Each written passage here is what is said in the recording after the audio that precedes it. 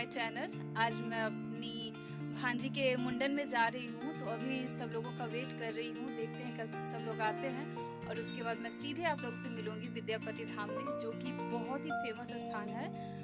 पूरे बिहार ही नहीं बल्कि बहुत दूर दूर से लोग आते हैं।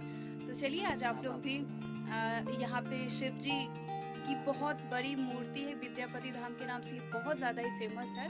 आई होप सो आप लोग को बहुत अच्छा लगेगा वहाँ। तो चलिए हम लोग साथ में चलते हैं। अभी हम लोग यहाँ बैठे हुए हैं, लेकिन कुछ टाइम के बाद पीछे वाला सीट हम लोग की नसीब होने वाला, क्योंकि जन्म से अधिकार है हम लोग का वो सीट। थोड़ा देर के बाद और भी मेरे घर के लोग आने वाले हैं, तो सबके साथ चलेंगे।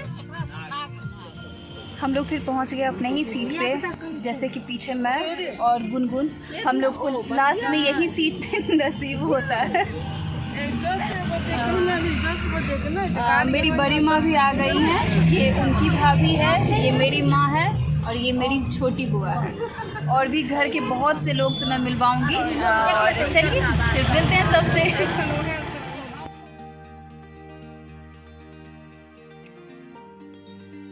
अब हम लोग सब यहाँ आ गए हैं, लेकिन मैं अपनी छोटी बुआ के साथ बाहर में घूमने आई, तो मैंने सोचा कि चलो छोटा सा वीडियो बना लेती हूँ। और यहाँ से देखिए एंट्री है, और मैं दिखाती हूँ यहाँ का एंट्री कहाँ से है।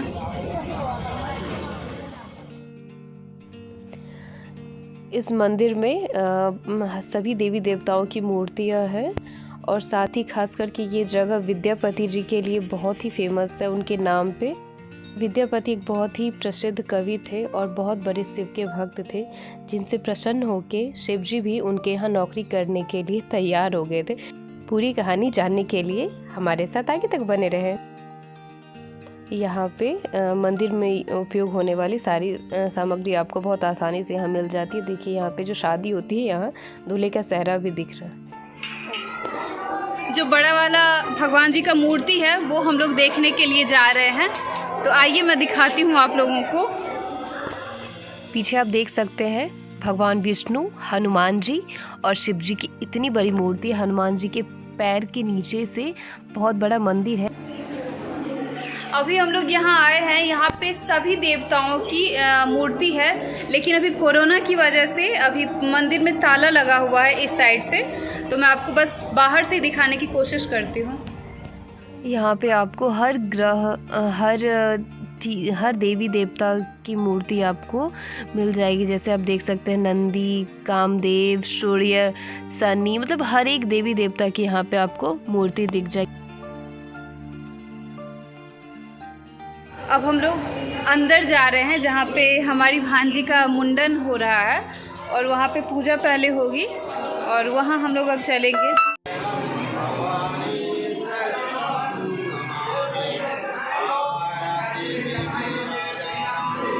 यहाँ पे दादाजी, बड़े पापा बैठे हुए हैं, और अभी अब एक भाई हमारा लेटा हुआ है, और वो पीछे में उसका दोस्त है, गौरव नाम है उसका, और एक और हमारे घर का छोटा शैतान आ गया यहाँ पे।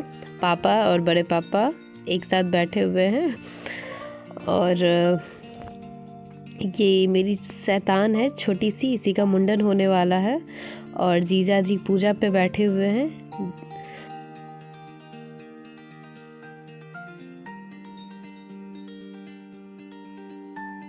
हम और गुनगुन मिलके अब यहाँ का जितना भी मंदिर है वहाँ घूमेंगे और आप लोगों के लिए वीडियो भी बनाएंगे। तो चलिए देखना शुरू करते हैं। मंदिर देखते देखते ही मैं आप लोगों को यहाँ की स्टोरी बताती हूँ। जैसे कि मैंने आपको बताया कि विद्यापति बहुत ही बड़े कवि थे और शिव के बहुत बड़े वाले भक्त थे।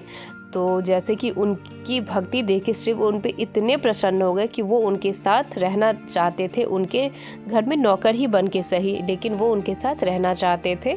तो इसलिए उन्होंने उनके घर में एक अजीब शख्स का रूप धारण किया और अपना नाम उन्होंने उगना बताया। और लेकिन उस समय विद्यापति जी की माली स्थिति अच्छी नहीं थी, जिस वजह से वो नौकर को नहीं रख सकते थे। तो उन्होंने शिव जी ने ये शर्त रखी कि मैं 2 वक्त की ही आपके यहाँ भोजन करूँगा, लेकिन मुझे अपने यहाँ काम दे दो। तो इस पे उनकी पत्नी राजी हो गई और वो उनको काम दे दी। तो उसके बाद क्या हुआ कि वो उनके यहाँ काम करने लगे। तो कहते हैं ना, सच्चाई छुपती नहीं है। तो एक दिन ऐसे ही क्या हुआ कि शिव जी जा रहे थे विद्यापति जी के साथ एक राजा के दरबार में। तो जाते जाते रास्ते में एक जंगल आया और जंगल में विद्यापति जी को बहुत ज़ोरों की प्यास लगी। तो उन्होंने उगना से कहा कि उगना, मुझे बहुत ज़ोरों से प्यास लगी है, कहीं से तुम जल का प्रबंध करो, अन्यथा मैं मर जाऊंगा। तो शिव जी थोड़ी दूर जाके उन्होंने अपने जटा से गंगा जल निकाला और उन्होंने एक लोटे में भर के विद्यापति जी को दे दिया। तो जब विद्यापति जी ने उस जल को ग्रहण किया तो उसके बाद उन्हें लगा कि ये तो नॉर्मल जल है नहीं, ये तो गंगा जल है। तो उनको समझ में आ गया कि ये जो उगना है ये कोई साधारण व्यक्ति नहीं है, क्योंकि इस भरी जंगल में कहीं पानी का कोई स्रोत नहीं है, तो ये गंगा जल कहाँ से इसे मिला। तो उन्होंने बहुत ज़िद की, तो शिव जी ने उन्हें अपना असली रूप दिखा दिया। और उसके बाद हुआ कि उनको पता चल गया, तो उन्होंने एक शर्त रखी कि अगर ये बात आप जब तक किसी को नहीं बताओगे तभी तक मैं आपके साथ रहूँगा। तो उन्होंने कहा ठीक है। लेकिन इसके बाद क्या हुआ कि एक दिन ना विद्यापति जी की पत्नी उन पर बहुत ही ज़्यादा गुस्सा हो गई, क्योंकि उन्होंने कुछ उटपटांग काम कर दिया। इस पे वो उन्हें बहुत ही ज़ोरों से ना मारने लगी। और वो भी पता है किस चीज़ से, वो जो चूल्हे में जो लकड़ी जो जलता है ना, वो जले हुए लकड़ी से उन्हें मारने लगी। तो अचानक से विद्यापति जी अंदर आ गए और वो ज़ोर ज़ोर से बोलने लगे, अरे ये तुम क्या कर रही हो, ये तो साक्षात भगवान शिव हैं।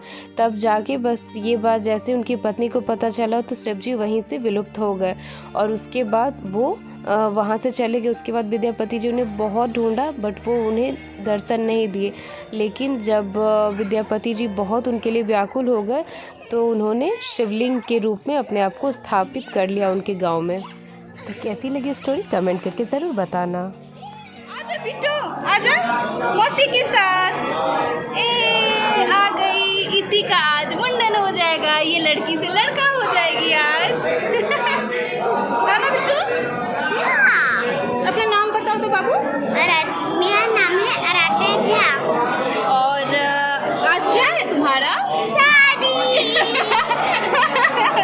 आज इसकी शादी है। यहाँ पे सामने में शादी हो रही थी, हम लोग शादी भी देख रहे थे और आराध्या को हम लोगों ने शादी का ही बहाना करके उसे बताया कि आज तुम्हारी शादी है, इसलिए वो खुश थी। जैसे उसे पता चला कि उसका मुंडन होगा रोने लगी थी।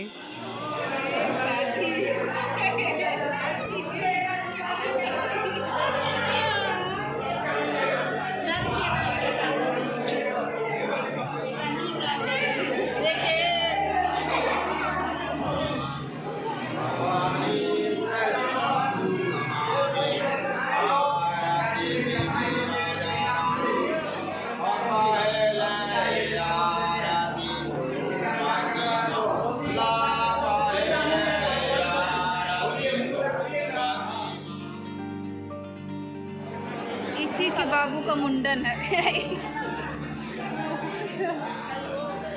हाँ,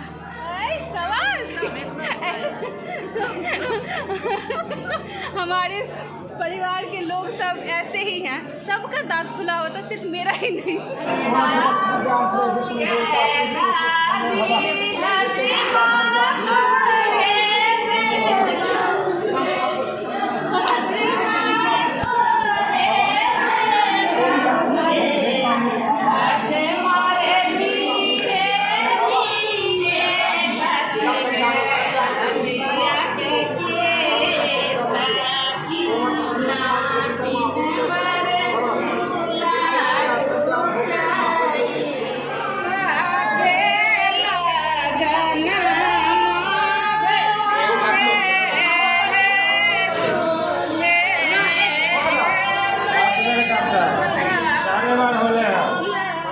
अभी जो आपने गाना सुना वो हम लोगों के यहाँ शादी मुंडन ये सब में यहाँ का फोक सॉन्ग है, गाया जाता है।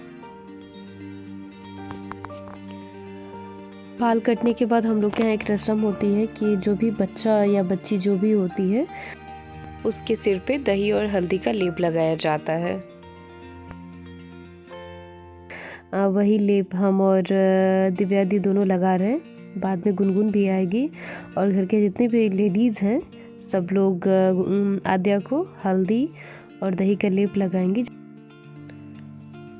और उसके बाद इतनी सारी मस्तियाँ होती हैं हम लोग के यहाँ पे। वैसे तो ये फंक्शन हम लोग के घर पे होता है, बट कोरोना की वजह से ये घर पे नहीं हो सका, क्योंकि रिलेटिव या दूर दूर से जो भी लोग आने वाले थे वो आ नहीं पाए।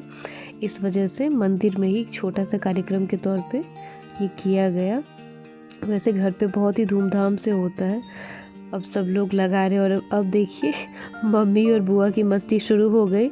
इसके बाद ये लोग पकड़ पकड़ के सबको, अभी छोटी बुआ आद्या की दादी के गाल पे उपटन लगा रहे, और इसके बाद फिर सबके गाल पे जितनी भी लड़कियां होती हैं, औरतें होती हैं, सब मतलब घर की जितनी भी लेडीज़ होती हैं वो लोग, ये एक तरीके का मस्ती खूब होता है। घर पे तो और भी ज़्यादा मज़ा आता है ये सब फंक्शन होने में। हल्दी लग गई। और दोनों कैसा लग रहा है यहाँ आके? अभी तक तो अच्छा लग रहा है। अच्छा लग रहा है ना? कितना धार्मिक जगह है, मज़ा आ रहा है घूम के।